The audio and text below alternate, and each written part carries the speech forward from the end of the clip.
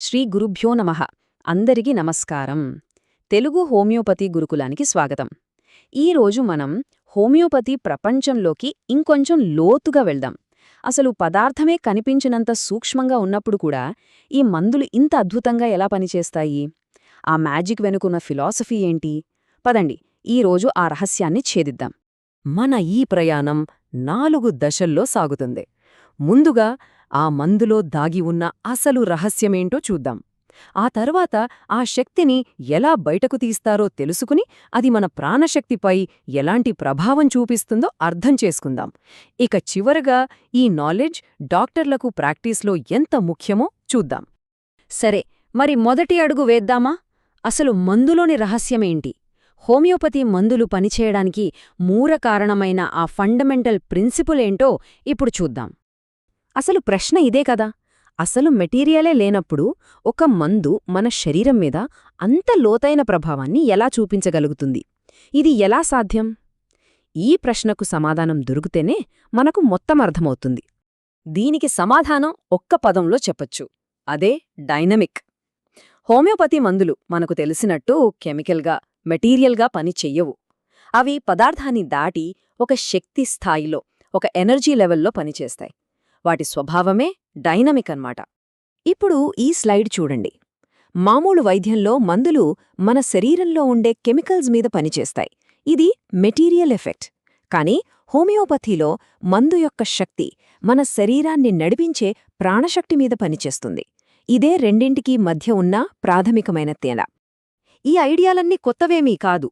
స్వయంగా మన homeopathy founder doctor హానమన్ గారు తన మాస్టర్ పీస్ అయిన ఆర్గానన్ ఆఫ్ మెడిసిన్లో వీటి గురించి ఎంతో స్పష్టంగా చెప్పారు. ఒక డాక్టర్ యొక్క ముఖ్య కర్తవ్యమేంటి, దానికి ఈ పోటెంటైజేషన్ అనే ప్రాసెస్ ఎంత కీలకమో ఆయన ఆనాడే వివరించారు. అయితే ఒక సాధారణ పదార్థంలో దాగి ఉన్న ఈ డైనమిక్ శక్తిని బయటకు ఎలా తీసుకువస్తారు? ఆ అద్భుతమైన ప్రక్రియ ఏంటో ఇప్పుడు వివరంగా చూద్దాం. ఆ ప్రక్రియ పేరే పొటెంటైజేషన్. సింపుల్గా చెప్పాలంటే ఇందులో రెండు ముఖ్యమైన స్టెప్స్ ఉంటాయి. మొదటిది డైల్యూషన్, అంటే దాన్ని పల్చగా చేయడం.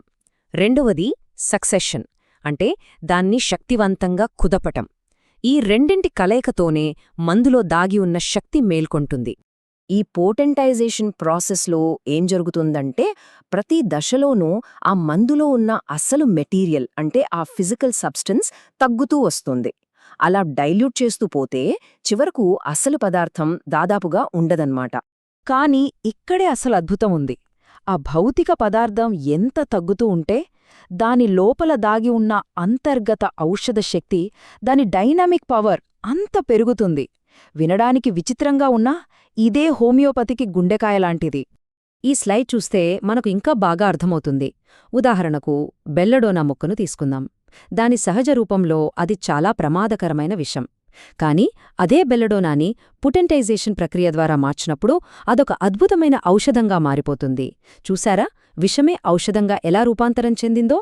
సో ఇక్కడ మనం అర్థం చేసుకోవాల్సిన కీలకమైన విషయమేంటంటే, పొటెంటైజేషన్ అనేది ఒక పదార్థాన్ని దాని భౌతిక స్థాయి నుండి ఒక శక్తి స్థాయికి, అంటే ఒక డైనమిక్ లెవెల్కి మార్చే ఒక అద్భుతమైన ప్రక్రియ. సరే, ఈ ప్రాసెస్ ద్వారా మనం ఒక ఎనర్జీని అయితే బయటకు తీశాం, బాగుంది. కానీ ఈ శక్తి మన శరీరంలో ఎక్కడ పనిచేస్తుంది? దాని టార్గెట్ ఏంటి? ఇప్పుడు చూద్దాం. హోమియోపతి ప్రకారం మనందల్లో ఒక జీవశక్తి ఉంటుంది. మనల్ని ఆరోగ్యంగా ఉంచే, నడిపించే ఒక ఇంటెలిజెంట్ ఎనర్జీ. దాన్నే వైటల్ ఫోర్స్ లేదా ప్రాణశక్తి అంటాం. ఇది మనకు కనిపించకపోయినా మన శారీరక, మానసిక ఆరోగ్యానికి ఇదే ఆధారం.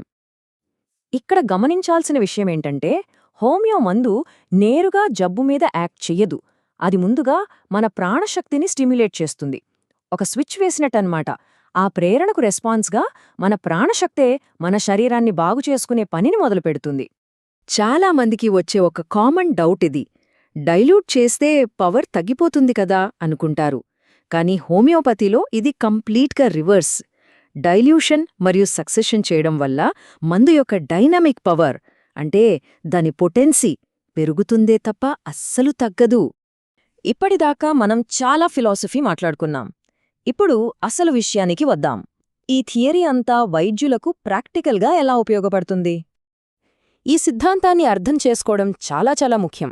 ఎందుకంటే ఒక పేషెంట్ కండిషన్ని పెట్టి ఏ పవర్ మెడిసిన్ ఇవ్వాలి, మళ్ళీ డోస్ ఎప్పుడు రిపీట్ చేయాలి, ఇలాంటి కీలకమైన నిర్ణయాలన్నీ ఈ అవగాహన మీదే ఆధారపడి ఉంటాయి.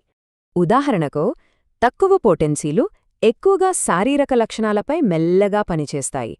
అదే 200, 1M లాంటి ఎక్కువ పొటెన్సీలు మానసిక లక్షణాలపై, దీర్ఘకాలిక సమస్యలపై చాలా లోతుగా, వేగంగా పనిచేస్తాయి. అందుకే సరైన పొటెన్సీ ఎంపిక చాలా ముఖ్యం. ఈ మొత్తం ప్రక్రియను ఒక్కసారి సింపుల్గా చూసేద్దాం. ఒక మూల పదార్థాన్ని తీసుకుంటాం. దానికి పోటెంటైజేషన్ అంటే dilution plus succession process apply చేస్తాం. దాని ఫలితంగా అది ఒక శక్తివంతమైన డైనమిక్ ఔషధంగా మారుతుంది. సో ఈ మొత్తం వివరణ నుండి మనం గుర్తుంచుకోవాల్సినవి రెండు కీలకమైన విషయాలు. 1. హోమియోపతి మందులు మెటీరియల్ కాదు, అవి డైనమిక్ అంటే ఎనర్జీ రూపంలో ఉంటాయి. 2. అవి మన శరీరంలోని ప్రాణశక్తిని ప్రేరేపించడం ద్వారా మనల్ని ఆరోగ్యవంతులుగా చేస్తాయి. ఈరోజు మనం మందు తయారీ వెనుక ఉన్న ఎందుకు అనే ఫిలాసఫీని తెలుసుకున్నాం. మన తర్వాతి భాగంలో ఎలా అనే ప్రాక్టికల్ పార్ట్లోకి వెళ్దాం. అసలు స్టెప్ బై స్టెప్ ఈ మందులను ఎలా తయారు చేస్తారో ఆ విధానాన్ని వివరంగా చూద్దాం. జై శ్రీకృష్ణ. వాసుదేవా.